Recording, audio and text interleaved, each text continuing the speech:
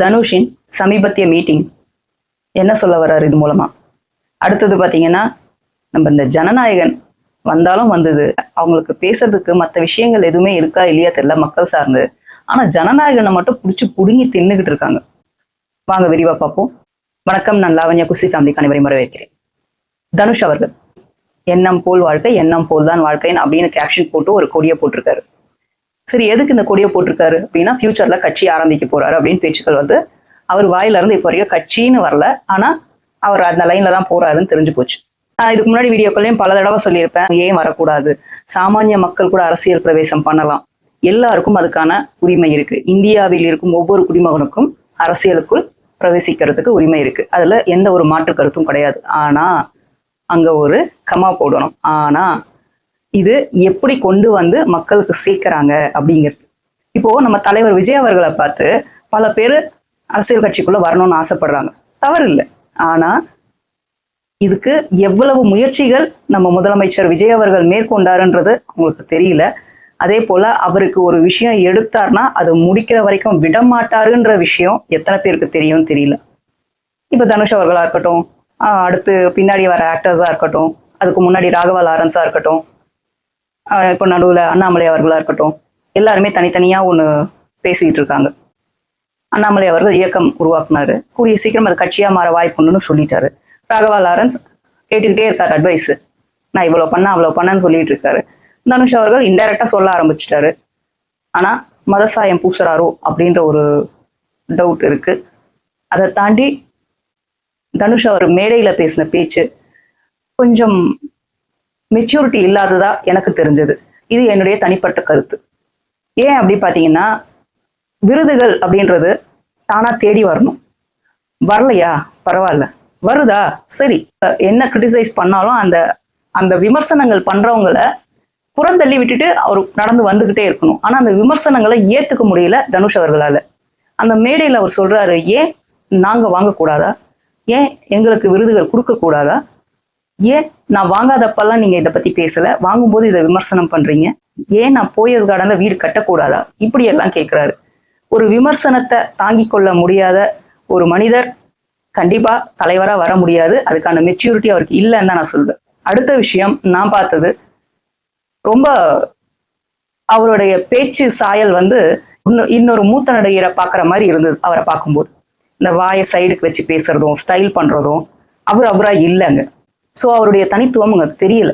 தனுஷ் அவர்கள் பேசும்போது வேற ஒரு நடிகர் வந்து போறாரு. அதுக்கு அடுத்து இவர்கிட்ட வராங்க, மக்கள் எல்லாம் வராங்க, வந்து காலில் விழுறாங்க. இது என்ன மாதிரியான கல்ச்சர்? காலில் விழுந்தா விழாதீங்கன்னு தடுக்கணும். அங்க இருக்கிற அவங்க நிர்வாகிகளை சொல்லி தடுத்து இருக்கணும். ஆனா கீழே இருந்தே சொல்லி அனுப்புறாங்களா என்னன்னு தெரியல. குழந்தைகள் முதற்கொண்டு பேரண்ட்ஸ் வரைக்கும் காலில் விழுறாங்க. இருக்கட்டும் இருக்கட்டும் இருக்கட்டும் இருக்கட்டும் அப்படிங்கிற மாதிரி ரியாக்ட் பண்றாரு அவரு. இது எங்க கொண்டு போய் நிறுத்த போது தெரியல. ஸோ தனுஷ் அவர்களை தயவு செய்து நீங்க அரசியலுக்குள்ள வரணும்னு நினைச்சீங்கன்னா இன்னும் ஒரு 5 வருஷம் ட்ரைனிங் எடுத்துக்கோங்க. இதுக்குள்ள வரலாமா வேணாமா, நம்ம இதுக்கு தகுதியானவங்களா இல்லையா, நிக்க முடியுமான்னு யோசிச்சுக்கோங்க. ஏன் இது சொல்ல வரேன் அப்படின்னா, விஜய் அவர்களை பார்த்து இத்தனை பேர் வர்றாங்கன்றது ஓகே, ஆனா விஜய் அவர்கள் வந்தது அது நிஜமா அது கடவுளோட விருப்பங்க. அது சொன்னா புரிஞ்சுக்க மாட்டாங்க பல பேர், நான் கிரிஞ்சா பேசுறேன்னு நினைப்பாங்க. உண்மையிலேயே அது கடவுளோட விருப்பம் மட்டும்தான். எப்பயுமே நடக்காத ஒரு விஷயம், அவ்வளவு இடர்பாடுகளை தாண்டி அந்த கரூர்ன்ற ஒரு சம்பவத்தை தாண்டி ஒரு மனிதர் அங்க நிக்கிறாருன்னா அவருடைய வில் பவர் எவ்வளவு பெருசு தெரியுமா? நான் அப்போ கூட ரெஜிஸ்டர் பண்ண அந்த கரூர் இன்சிடென்ட் நடந்தப்போ அந்த ஆத்மாக்கள் எனக்கு பேசும்போதே எமோஷனல் ஆகுது அந்த விஷயத்த. அந்த ஆத்மாக்கள் உண்மையாவே அவங்களுக்கு நம்ம தளபதி, நம்ம தலைவர் விஜய் அவர்கள், முதலமைச்சர் விஜய் அவர்கள் மேல எந்த ஒரு கோபமும் இல்லை அப்படின்னா அவரை தூக்கிட்டு போய் முதலமைச்சர் பதவியில உட்கார வைப்பாங்கன்னு அது நடந்தது. அதுக்குதான் சொல்றது, அந்த உண்மையான ஆத்மாக்களின் ஆசீர்வாதமும் அந்த கடவுளின் ஆசீர்வாதமும் நம்ம முதலமைச்சர் விஜய் அவர்களுக்கு இருக்கு. அதையெல்லாம் தாண்டி இங்க வந்து நிக்கிறாருன்னா இது மக்களின் பேராதரவும் கடவுளின் ஆசீர்வாதமும் தான். பேர் இந்த ஜனநாயகன் படம் சும்மா எல்லாம் எடுக்கல. உண்மையிலேயே அத்தனை பேரோட உண்மை, அந்த நம்பிக்கை அவரை தூக்கிட்டு போய் அங்க உட்கார வச்சிருக்கு.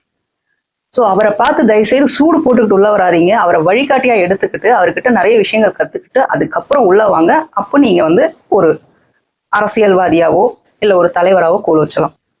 அடுத்த விஷயம், ஜனநாயகன் சனிக்கிழமை அன்னைக்கு போய் பார்த்துட்டு வந்தேன். நான் எனக்கு இந்த படங்களை ரிவ்யூ பண்றது பத்தியெல்லாம் விருப்பம் கிடையாது, அவங்க பண்றவங்களதும் எனக்கு டீசெண்டா பண்றவங்களாம் நான் ஓகேன்னு சொல்வேன். பட் வேணும்னு கிரிட்டிசைஸ் பண்ணி வியூஸ்க்காக சேனல் நடத்துறவங்க அதுக்காக படங்களை ரிவ்யூ பண்ணி மட்டமா பேசுறாங்க, கேவலமா ரொம்ப வார்த்தைகளை யூஸ் பண்ணி பண்றதெல்லாம் எனக்கு பிடிக்கவே பிடிக்காது. அதனால நான் எங்க வீட்டுல கூட சொல்வேன், என் ஹஸ்பண்ட் ஏதாவது ரிவ்யூ பார்க்கும்போது கூட ரிவ்யூ பார்க்காதீங்க, நேரா போய் படம் பாருங்க. ஏன்னா ரிவ்யூ பார்த்தா அது போய் மண்டையில உட்காந்துக்கும், அதுதான் நினைச்சிட்டே போவோம் நம்ம.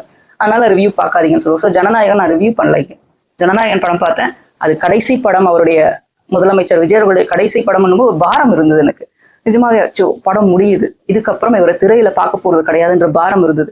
ஆனா ரிலீஸ் ஆன அந்த 23, 24 அந்த தேதிகள்ல பாத்தீங்கன்னா அந்த ஷார்ட்ஸ்ல நிறைய பேர் போட்டுக்கிட்டே இருந்தாங்க ரீல்ஸ், அழுவுறது, பேசுறது. அவங்கள பார்க்கும்போது எனக்கு கண்ணு கலங்குச்சு. ஆனா டைரக்டா அங்க போகும்போது கண்ணு கலங்கலாம், நிஜமாவே மனசு பாரமா இருந்தது. இதுக்கப்புறம் இந்த மனிதரை நம்ம திரையில் பார்க்க போறது இல்லை, இப்படி என்டர்டெயின் பண்ண போற மனிதரை நம்ம பார்க்க போறது இல்லை, இந்த மாதிரி ஃபேமிலியா வந்து நாங்க படம் பார்க்க போறது இல்லை. என் ஹஸ்பண்ட் சொல்லிட்டாரு, this is my last movie, இதுக்கு மேல நான் மூவிஸ்க்கு போக மாட்டேன்னு சொல்லிட்டாரு. அவர் ஒரு மூவி ஃப்ரீக் ஆக்சுவலி. அந்த அளவுக்கு அந்த மனிதர் மக்களை ஈர்த்து வைத்திருக்கிறார். அதுதான் ஜனநாயகனுடைய வெற்றி. இது புரிஞ்சிக்காத இந்த நக்கீரர் கோபால் வந்து ஜனநாயகன் ஒரு சனியன் வந்திருக்கு. எதை பார்த்து சனியன் சொல்றீங்க? அப்ப நாங்க மாமன்னன் ஒரு சனியன் வந்தது அப்படின்னு நாங்க பேசலாமா? இப்போ வரைக்கும் இதுக்கு முன்னாடி இருந்த முன்னாள் முதலமைச்சர் கலைஞர் அவர்களையோ, இல்ல ஸ்டாலின் ஐயா அவர்களையோ, இல்ல உதயநிதி அவர்களையோ, ஜெயலலிதா அம்மாவையோ யாரையுமே தரக்குறைவா பேசுனதே கிடையாது.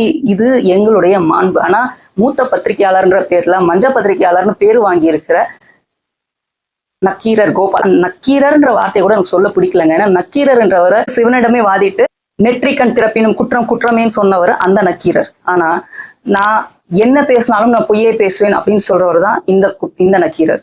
ஆனா அந்த நக்கீரர் எங்க, இந்த நக்கீரர் எங்க? ஐயோ, அந்த பேரை சொல்றதுக்கு கூட இவருக்கு யார் அந்த பேரை வச்சது? இவரே வச்சுக்கிட்டாருன்னு தான் நினைக்கிறேன். அப்படிப்பட்ட இந்த ஆள் வந்து அவ்வளவு கிரிட்டிசைஸ் பண்றாரு, ஒருமையில பேசுறாரு முதலமைச்சர் அவர்களை. தமிழக வெற்றி கழக பெண்களை கூட அவ்வளவு கொச்சையா தானே பேசினாரு. அவங்க வீட்டு பெண்கள் ஜனநாயகன் பார்த்தா இப்படிதான் பேசுவாங்கன்னு நினைக்கிறேன். எப்படி எல்லாம் தமிழக வெற்றி கழகத்தினர் போய் இப்போ ஜனநாயகனை போய் பார்த்துட்டு வராங்களோ, எப்படி வந்து அவரு கேவலமா பேசுறாரோ, அதே மாதிரி அவங்க வீட்டுல மனைவியோ பிள்ளைகளோ இருந்தா அவங்க ஜனநாயகம் போயிட்டு வந்து அவங்களும் இப்படிதான் கேவலமா பேசுவாரோ என்னமோ. இந்த மாதிரி மனிதர்கள் தயவு செய்து பாடம் கற்றுக் கொடுக்க வேண்டியது அரசின் கடமை. தயவு செய்து ஏதாவது செய்யணும். ஆனா எனக்கு என்ன தோணுதுன்னா, இவர் வாண்டடா வந்து கிளறாரு, வா என் மேல கேஸ் போடு, என்னை அரெஸ்ட் பண்ணு, அதை பூதாகரமாக்கணுன்ற மாதிரி, இல்ல லைம் லைட்குள்ள வரணும்னு நினைச்சு பண்றாரான்னு தெரியல. ஆனா அரசு கண்டிப்பா ஒரு விஷயத்த ஒரு சட்டமா கூட கொண்டு வரட்டும். இவருக்குன்னு மட்டும் இல்ல, இந்த முதலமைச்சர்ல எந்த ஒரு அரசு பதவிகள் இருக்கவங்களையும் மூத்த அதிகாரிகளையும் தரம் தாழ்ந்து பேசக்கூடாது அப்படின்ற ஒரு சட்டம் கொண்டு வரணுங்க. அப்பதான் இந்த மாதிரி கேவலமா பேசுறவங்களுக்கு ஒரு பயம் இருக்கும். நம்ம வந்து ஏதாவது தவறா பேசினா சட்டம் தன் கடமையை செய்யும் அப்படின்ற ஒரு பயம் வரும். அடுத்த விஷயம் பாத்தீங்கன்னா, இந்த சாட்டை துரைமுருகன். நான் சாட்டை துரைமுருகன்றத சாக்கடை துரைமுருகன் தான் நான் சொல்லுவேன். அவன் அதுக்குதான் லாய்க்கு. அந்த ஆள் வந்து, நான் இவனை ஒருமையில பேசலாம், தயவுசெய்து தவறா நினைச்சுக்காதீங்க, அதுக்கு மன்னிப்பும் கேட்டுக்கிறேன் உங்ககிட்ட. ஆனா இவனை ஒருமையில பேசுறதுக்கு அத்தனை 100க்கு 100 ஜாதகமும் பொருத்தமும் இவருக்கு ரொம்ப பக்காவா போடணும். அந்த மாதிரி ஆள் தான் இவன். இவன் வந்து படத்தை ரிவ்யூ பண்றன்ற பேர்ல படத்தை அப்படியே ஃபுல்லா பேசிட்டான் வீடியோல. அவ்வளோத்தையும் சொல்லிட்டான். லாஸ்டா ஒரே ஒரு சீனை மட்டும் மிச்சம் வச்சு மொத்த படத்தையுமே சொல்லிட்டான். இது வந்து ஆல்ரெடி வெளியே வந்துருச்சு, லீக் ஆயிடுச்சு, எல்லாம் பார்த்துட்டாங்க. அதனால நீ சொல்லாம போ. ஆனா இது என்ன பழக்கம்? ஒரு படத்தை மொத்தமா சொல்றது தவறான விஷயம் ஒண்ணு. ரெண்டாவது, அதுல நடிச்சவங்களெல்லாம் வந்து அவ்வளவு நக்கல் பேசியிருக்கான். முதலமைச்சர் விஜய் அவர்களை கூட அவ்வளவு நக்கலா பேசினான். அங்க போயிட்டு அந்த படத்தை பார்த்து எமோஷனல் ஆகி வந்தவங்களை பார்த்து அவங்கள கிரிட்டிசைஸ் பண்ணி பேசினான். இவங்கெல்லாம் எதை பார்த்து அழுகுறாங்க தெரியல, நாங்க தான் இந்த படத்தை பார்த்து அழுகணும் அப்படிங்கிற மாதிரி எல்லாம் பேசியிருந்தான். உன்னை யார் முதல்ல போய் படம் பார்க்க சொன்னா? நீ ஒரு வீடியோ பண்ணணும், உனக்கு ஒரு கண்டென்ட் வேணும், அந்த கண்டென்ட்டுக்காக நீ போய் படத்தை பார்த்துட்டு வர, பார்த்துட்டு வந்து அதை வீடியோவா போடுற, அதை பார்க்கறதுக்கு 1,00,000 பேர் இருக்கானுங்க வச்சுக்கோங்க. அந்த கூமுட்டை அறிவாளிகளுக்கு நீங்க பேசுறத பிடிச்சிருக்கலாம். ஆனா இங்க பல கோடி பேர் இருக்காங்க அந்த மனிதரை ரசிக்கிறவங்க. முதல்ல இருந்தே இந்த சாட்டை துரைமுருகனாலதான் இந்த நாம் தமிழர் கட்சி வீழ்ச்சி அடைஞ்சிட்டு இருக்கு. இதை காப்பாத்திக்கோங்க, சீமான் அவர்களே பார்த்துக்கோங்க. இவனை பக்கத்துல வச்சுக்கிட்டீங்கன்னா சுத்தமா காலி ஆயிடும், உங்க டெபாசிட் போயிடும். அவ்வளவு படிச்சு பேசினேன். காதுல வாங்கலையே. கடைசியில 8ல இருந்து 4க்கு வந்துட்டாங்க. பெருமையா பேசிட்டு இருந்தாங்க, நாங்க இத்தனை வருடங்கள் போட்டி போடுறோம், 8% வாங்கியிருக்கோம், நாங்க நிரூபிச்சு இருக்கோம், நாங்க வந்து நிரூபிக்கப்பட்ட அங்கீகரிக்கப்பட்ட அரசியல் கட்சியா இருக்கோம், நீங்க அங்கீகரிக்கப்படாத கட்சி, அங்கீகரிக்கப்பட்ட கட்சியா மாறின அப்புறம் பேசுங்கன்னு பேசின வாயி கொஞ்ச நாள் அப்படியே அப்ஸ்கான்ல இருந்துட்டாங்க. இவங்க இந்த கேரக்டர்ஸ் எப்படி தெரியுமா, இந்த நாம் தமிழர் கட்சியில இருக்கிற இந்த மேல்நிலையில இருக்கிற அதிகாரிகள் சொல்லி தெரியுது, இந்த 3 கேரக்டர்ஸ் இருப்பாங்க, சீமான் ஐயா, இந்த இடும்பாவனம் காத்து, இந்த சாட்டை, இதுங்கெல்லாம் வந்து அவுட்டேட்டட் பர்சன் சொல்லலாம். அந்த அவுட்டேட்டட் பர்சன்ஸ் எப்படின்னா, ஒரு மைதானத்துக்குள்ள போட்டியாளர்கள்னு இருப்பாங்க. அந்த போட்டியாளர்களுக்கு தகுதி இல்லாத கேலரிக்கு வெளியே நின்று பார்க்க வேண்டிய ஒரு ஒப்புக்கு சப்பா அப்படி வச்சுக்கலாம். அப்படிப்பட்ட ஒரு கேரக்டர்ஸ் தான் இவங்கெல்லாம். ஒரு காலத்துல நம்புனாங்க இவங்களை, ஆனா இப்ப நம்புறவங்க எல்லாம் ரொம்ப கம்மி.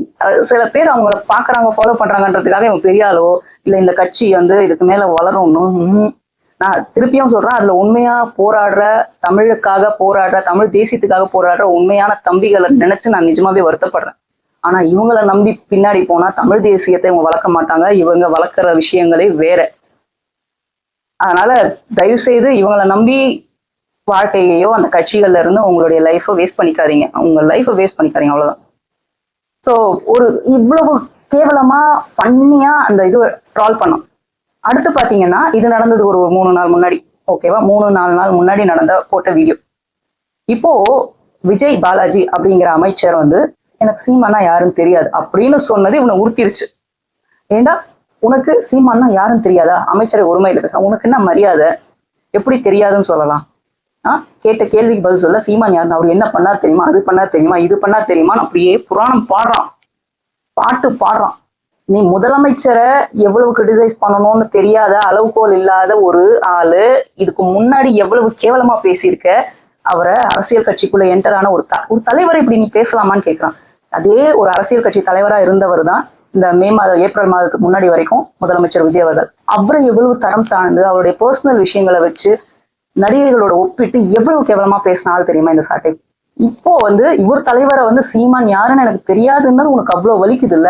அந்த வலி எத்தனை பேருக்கு இருந்தது தெரியுமா தமிழக கட்சி கட்டத்துல? உங்களுக்கு வந்தா ரத்தம், அவங்களுக்கு வந்தா தக்காளி சட்னி அப்படிங்கிற மாதிரி இருக்கு. அப்புறம் அதை பண்ணாரு, இதை பண்ணாரு பண்ணாரு. அதோடைய ரிசல்ட் என்ன? சீமான் ஐயா தமிழ் தேசியம், தற்சார்பு பொருளாதாரம் அப்படின்லாம் பேசுறவரு வேஷ்டி சட்டையோட ஒரு குடிசை வீட்டுல வாழணும், தன் பிள்ளைகளை அரசு பள்ளிகளை படிக்க வைக்கணும், நடந்து போகணும், நடந்து வரணும், மாட்டு வண்டி யூஸ் பண்ணணும், இதெல்லாம் தற்சார்பு பொருளாதாரம். 2 கோடியில வண்டி வாங்குவாராம், 2 லட்சத்துல வாடகை கட்டுவாராம் வீட்டுக்கு, பிள்ளைங்களை அமெரிக்கா ஸ்கூல்ல வைப்பாராம்.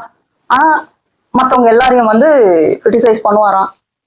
தயவு செய்து சீமான் ஐயாக்கு போய் சொல்லுங்க, இந்த சாட்டை துரைமுருகனுக்கு, இந்த சாட்டை துரைமுருகன், சீமான் ஐயா இவங்க எல்லாம் வந்து ஒரு இல்யூஷன்ல வாழ்ந்துட்டு இருக்காங்க. இப்போ போச்சு இல்ல, 8ல இருந்து 4 வந்துருச்சு இல்ல, அதுலயே குழம்பி போச்சு. இப்போ வந்து என்ன பண்றாங்க, இல்யூஷன், அதாவது ஒரு மாய பிம்பத்துக்குள்ள வாழ்றாங்க. தனுஷ் படம் 3 வந்தது தெரியுமா, அதுல வந்து இல்லாத கேரக்டர்ஸ் இருக்கிற மாதிரி பார்த்து பயந்து அவங்க கிட்ட பேசுறது, நடிக்கிறதா இருப்பார்ல, அந்த மாதிரி சீமான் ஐயா அவர்கள் தன்னை சுற்றி நடக்காத விஷயங்களை நடக்கிற மாதிரி பேசிக்கிறாரு. அதாவது சமீபத்திய ஒரு எக்ஸாம்பிள் சொல்லணும்னா, சமீபத்துல பாரதி ராஜா அவர்கள் இறந்துட்டாரு. அவருக்கு 30வது நாள் சடங்கு பண்ணும்போது இவரை தட்டி ஒரு பின்னாடி இருந்து யாரோ ஒருத்தர் அப்பா வயசுல இருக்கிற ஒரு தம்பி விட்டுறாதேன்னு சொன்னாராம். அந்த மாதிரி யாரோ ஒருத்தர் வந்து சொல்றதாவும், போயிடு சட்டமன்றத்துக்குள்ள அப்படின்னு சொல்றதாவும், இவர் இல்லப்பா நான் போயிடுவேன்ப்பான்னு இவர் சொன்னதாவும், இப்படி எல்லாம் கனவு கண்டு இருக்காரு. அந்த கனவை கொண்டு வந்து இங்க கொட்டுறாரு. அந்த மாதிரி மாய உலகத்திலேயே வாழ்ந்துகிட்டு இருக்காரு. இன்னும் கொஞ்ச நாள் போனா நான் சிஎம் பதவி, அடுத்து நான் பிஎம் பதவி அப்படின்னு பேசவும் செய்வார். அந்த மாய உலகத்துல இருக்கிறவரை தயவு செய்து கொண்டு போய் ட்ரீட்மெண்ட் பண்ணுங்க. ஐயா இனிமே உண்மையை பேசணும், இவர் மாய உலகத்துல இருந்து வெளியே கொண்டு வாங்க. அரசியல் கட்சின்னா என்னன்னு தெரியல, உண்மை பேசணும்னா என்னன்னு தெரியல, மக்கள் கிட்ட இருந்து பணம் வாங்காம மக்களுக்கு எப்படி பணத்தை கொடுக்கணும், எப்படி கொடுக்கணும், நல்லது செய்யணும்னு தெரியல அப்படின்னு சொல்லி கொண்டு போய் ட்ரீட்மெண்ட் பண்ணுங்க. நீங்களும் கூட சேர்ந்து ட்ரீட்மெண்ட் எடுத்துக்கோங்க. மக்கள் கிட்ட எப்படி பேசணும் போய் ட்ரீட்மெண்ட் எடுத்துட்டு வந்து பேசுங்க. உங்களுக்கெல்லாம் இந்த வாழ்க்கையெல்லாம் உங்களுக்கெல்லாம் வந்து மார்ஸ் கரெக்டா இருக்கும். சீமான் ஐயா அவர்களுக்கெல்லாம் பூமியில இந்த தமிழ்நாடெல்லாம் வேலைக்காகாது. அவர்களுக்கு அந்த மார்ஸ் தான் கரெக்ட். அங்க கொண்டு போய் விட்டுட்டா சாதிச்சு காட்டிடுவார். மேலும் பேசுவோம். நன்றி, வணக்கம்.